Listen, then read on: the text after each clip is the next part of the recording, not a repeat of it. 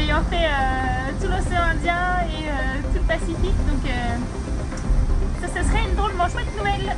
Alors la troisième semaine de course, elle a commencé par Clarisse, par le passage de l'équateur, qui est un moment important pour les marins. C'est un moment symbolique pour nous. Et puis il y a aussi une sorte de superstition. Ça consiste à donner un petit verre à boire à Neptune. Donc on débouche une bonne bouteille à ce moment-là. L'anecdote pour nous, c'est que Clarisse n'aime pas le champagne. Donc on a plutôt été lui prendre une bière bio. Clarisse, elle n'est pas du tout superstitieuse, mais pas du tout. Donc elle s'y est pliée avec volontiers. Et maintenant, en tout cas, elle a demandé à Neptune l'autorisation de la laisser passer. C'est mode Figaro là, à côté de Romain Athanasio, sur Pur. On est l'un à côté de l'autre, c'est assez chouette. Elle est où? Elle est par là. Et à ta santé, Clacla. Samedi, Clarisse est au contact de Romain Athanasio, ce qui est plutôt un moment sympathique, hein, puisque l'océan est vaste. Donc retrouver un petit copain dans cette immensité, c'est toujours un bon moment. Donc c'est toujours des moments hyper sympas que les deux skippers apprécient toujours. Être au contact d'un bateau, on est tous des compétiteurs et Clarisse a fortiori.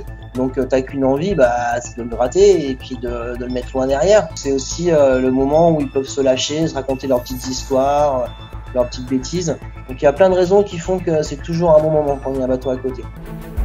Je me pose la question là, de trouver un créneau avant d'aller dans les mers du Sud pour au moins affaler ma girée, pour regarder là-haut si le lacing va bien, des petites choses comme ça, si les boîtiers vont bien. C'est les dernières grosses dérives avant d'attaquer un peu plus le vif du sujet. Le vif du sujet chez nous, c'est le sud. Hein, c'est-à-dire que c'est un des derniers moments où elle pourra aller à l'avant, à l'arrière. S'il faut monter dans les mâts, c'est le moment où ils peuvent monter dans les mâts. Donc c'est vraiment faire le tour complet du bateau. Maintenant, il y a aussi nous, ce qui nous intéresse, c'est aussi elle, la personne, Clarisse.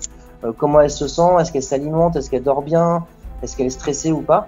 Donc pour qu'on fasse le tour de tout ça, on est une petite cellule de 4 personnes chez Banque Populaire qui sont en liaison WhatsApp avec elle. Chacun a son petit rôle, soit PE le côté technique, Yannick qui est notre responsable informatique, Ronan le plus le côté la rassurer, et puis moi qui suis là des fois pour raconter une ou deux petites bêtises histoire de détendre l'atmosphère.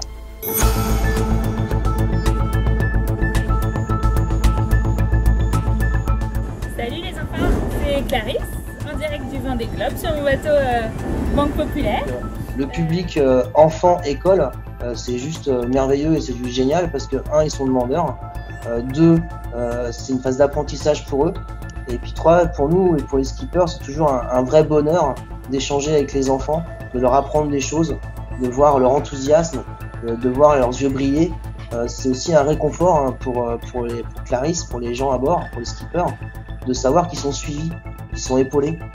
Ok, ils sont tout seuls sur leur bateau, mais ils savent qu'il y a des milliers de personnes qui les écoutent.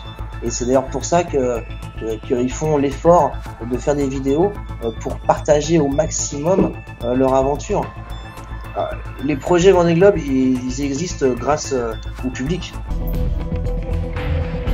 La 4e semaine de course pour Clarisse, elle s'annonce un peu de transition, j'ai envie de dire.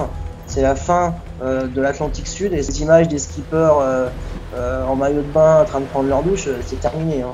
Maintenant, on verra nos skippers en ciré, en polaire, à nous dire qu'il fait froid, que c'est dur, que l'eau est froide, que les glaces sont pas loin. Et puis Clarisse, c'est aussi son bisutage du Grand Sud. Donc, elle est passée en mode compète pour pouvoir enquiller des journées à 400 000, 500 000. Quoi. Donc ouais, le décor va changer profondément et puis les conditions de vie à bord vont aussi changer radicalement.